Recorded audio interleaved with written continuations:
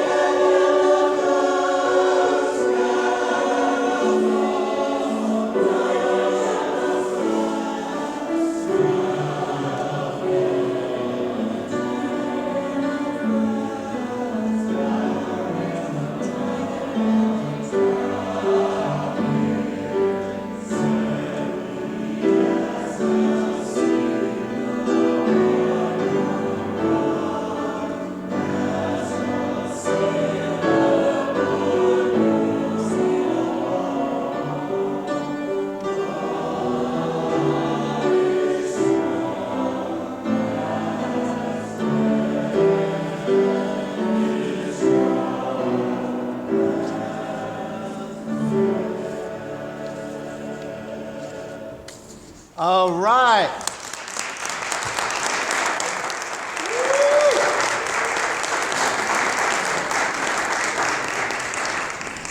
John Paul, are you proud?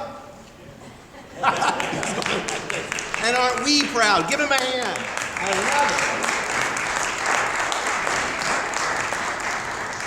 love it. Did you hear those beautiful harmonies coming in and out within the voice parts? I loved it. I loved it. I loved it. I loved it. And I really love that the choir tried something new. So give Jenny a hand, because you know she's incredible.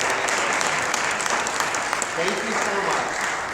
Because when we try things that are new for us, we do get uncomfortable. We get a little bit twisted because we don't know how they're going to turn out. But yet, when everything is said and done, most of the time, what we experience is that everything is just fine. And it's the journey that makes it fine, because we get to experience God in a new way. That's what the season of Lent is all about. I loved last week after worship, people were like, why the wilderness scene?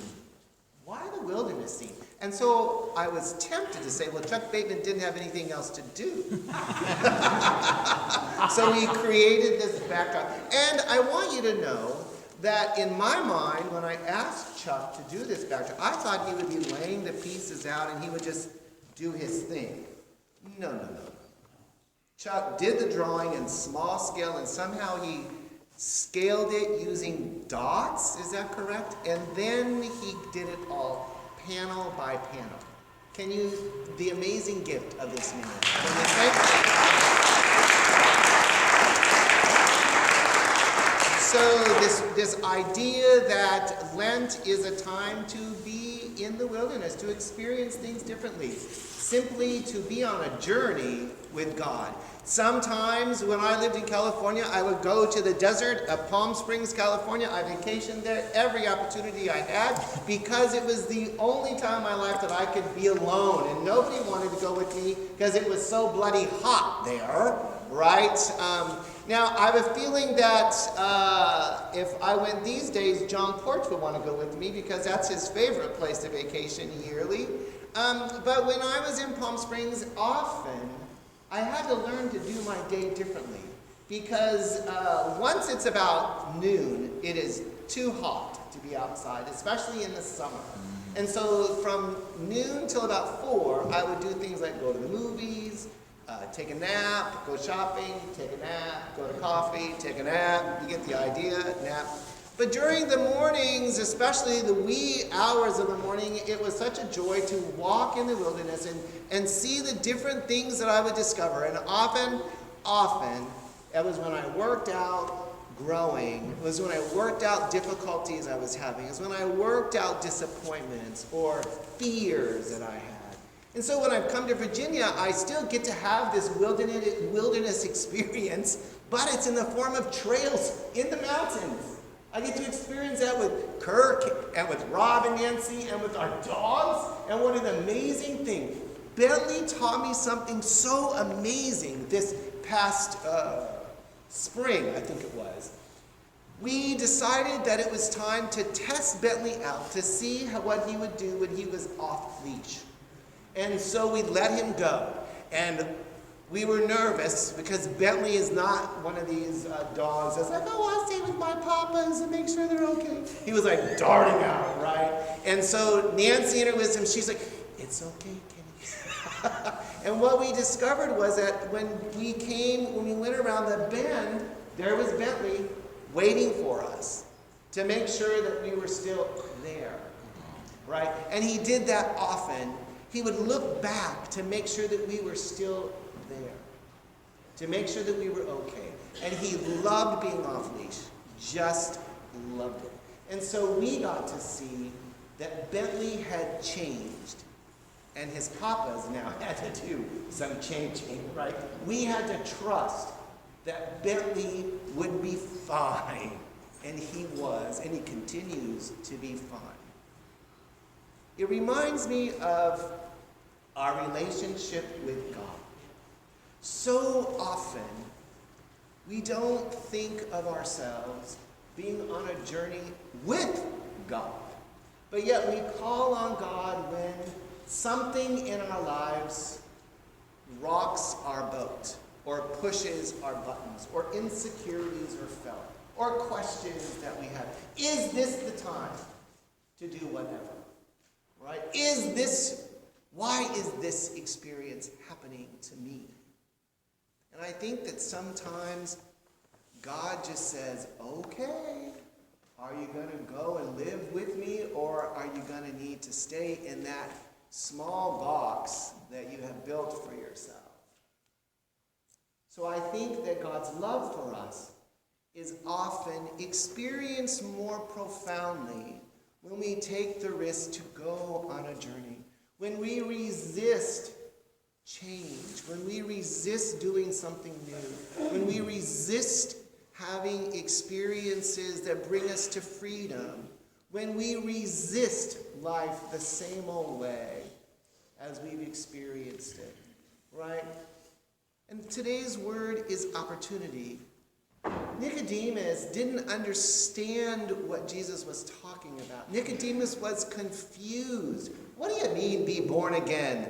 How can an adult go back into the mother's womb? Ooh, wouldn't that be shocking for the poor mother, right?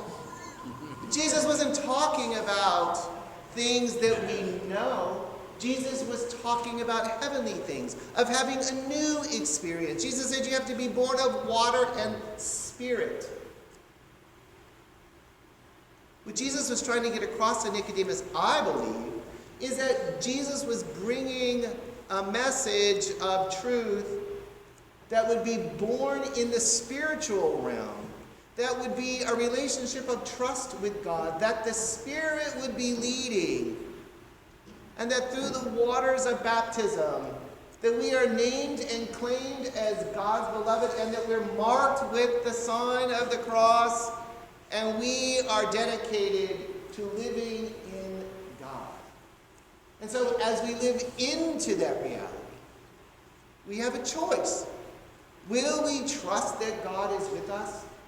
Will we trust that we can be taken off of our leash and experience life, experience newness? Can we trust that the brokenness that has been our motivation, sometimes we get things because of our brokenness?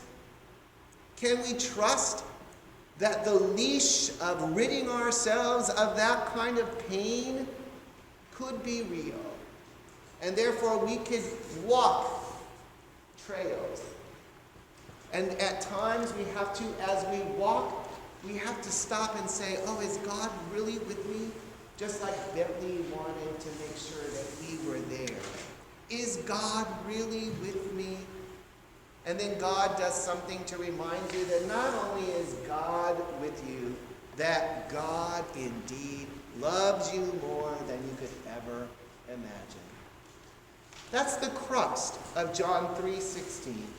For God sent the Son, that whoever believes in him would not perish, but have everlasting life.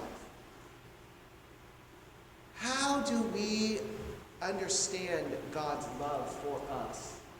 Is it only in times when we feel good, when life is going well? Or when something is happening that we do not understand, it's out of our control? Can we trust that because of God's love, we will be okay? We will be okay. When I think of John 3:16, I think of all the ways that God continues to show up for us. I think of the scandalous nature of God's love. That God says to us, even when we do things that we know are not at our best, that God says, I love you, no matter what. And I think that in our human understanding, that really doesn't make sense for us. Because so often, when we feel pain and brokenness, when we get the diagnosis that we're fearing, when we lose the job, when we lose the relationship, the first thing we want to do to make ourselves feel better is point out the inadequacies of somebody else, instead of embracing what is God trying to teach me in this experience. How is it that God wants me to grow in this experience? And how will God remind me that God is with me in this experience? That's usually not the first thing that comes to our mind. And yet, because of God's love, when we're able to fully embrace it, when we're able to claim it for our own, possibilities, almost missed the word, possibilities start coming into play. Because we realize, number one, that we don't have to be in control. We realize that with God, that we never have to fear. We realize that we are given opportunities to live into God in new ways, because God so desperately wants us to know that we are loved. And here's the deal. When God sent Jesus, God didn't ask our permission. God didn't say to us, is it okay that I'm going to send the Son to love you up and then that son would die for you, God really didn't ask our opinion, but God did so anyway because God knew that we needed to be shown love in a new way. Love that would accept us as we are at every intersection of our lives. Love so great that this love would be willing to die on a cross for us. Die on a cross for us, just the way we are. Now that is scandal right there. But the good news is that Jesus didn't stay dead. The good news is we cannot stop at John 3:16. We have to go to John 3:17 to hear the words that God did not send the Son to condemn the world. God did not send the Son to remind us of every mistake we make. God sent the Son so that we could have life and that we could have it abundantly, so that we could grow, so that we could experience love, the fullness of love. And in our human understanding, we have to get to a place of realizing we don't get that kind of love. In the online article, I asked you this week, what would you do if you had an experience of profound love where somebody chose to give their life for you? And I'm not talking about somebody that would push you out of the way from an oncoming car, or somebody that would save you from a falling object that might crush you. I'm talking about how would you feel if someone said, "Take my life instead of theirs"? How could you repay a debt so great? How could you embrace that kind of love? I don't think any of us know really what we would do. But one thing for certain is we would feel grateful that we had been given another opportunity to live. And so God says, I love the world so much that I'm going to show the world through love. I'm going to send Jesus to teach the world how to love. I will send Jesus to heal people of the things that bother them, to give them reason to believe that they are worthy of love. I'm going to send Jesus to teach them a new way of living, a way in which not only will we feel love, the world feel love profoundly. I'm going to send Jesus to teach them to give it away. And there's nothing we can do but accept that kind of love. And I think sometimes that's what is another part of the equation that makes us twisted, is when we realize not only did God not ask our permission to love us, but that God says we are worthy of love, just the way we are. And we don't have a damn thing to do with it. Nothing to do with it.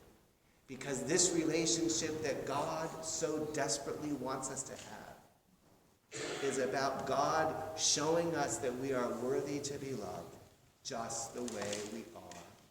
We don't have to be perfect. We don't have to ask for it. We don't have to earn it. We are just given it. For some, this is really good news. And for others, they can't accept it because it is a relationship that is not built on whether they like it or not. And that means that they are out of control. But you know what else it means? When you embrace the fact that God loves you just the way you are, it means that you can't blow it either. It means that you cannot mess it up, because you cannot earn this kind of love. You cannot ever lose this kind of love. In my article, too, I shared an experience that I had with my daughter, Hannah. And I've shared it with you before. Hannah, she was 6 years old, and we were at home, and it was time for Hannah to go to bed. And so I said to Hannah, Hannah, it's time to go to bed. And she was like, I don't want to go to bed, Daddy. Like 6-year-olds would do.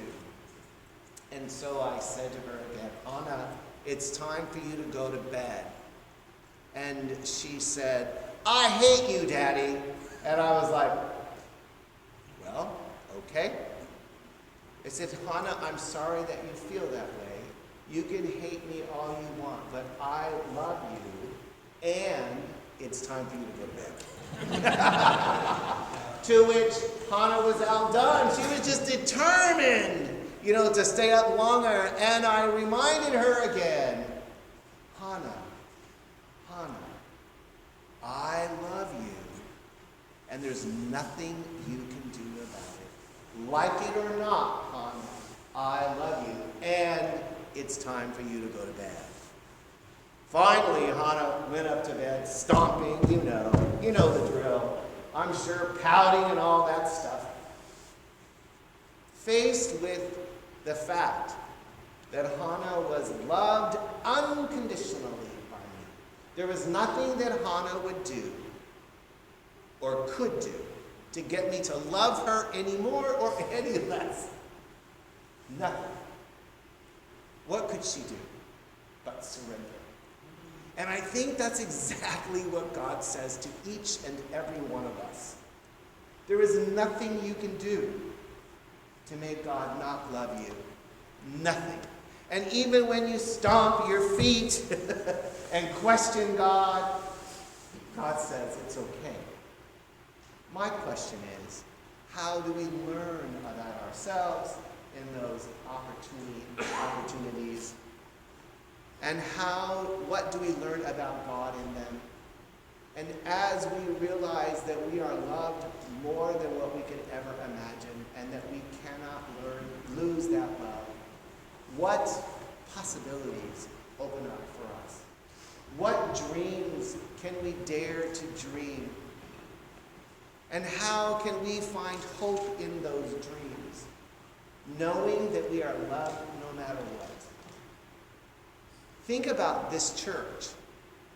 42 years ago, there was a dream that there would be a place where people could come to hear the good news of God's amazing love. And lo and behold, MCC Richmond has had many ups and downs, haven't we?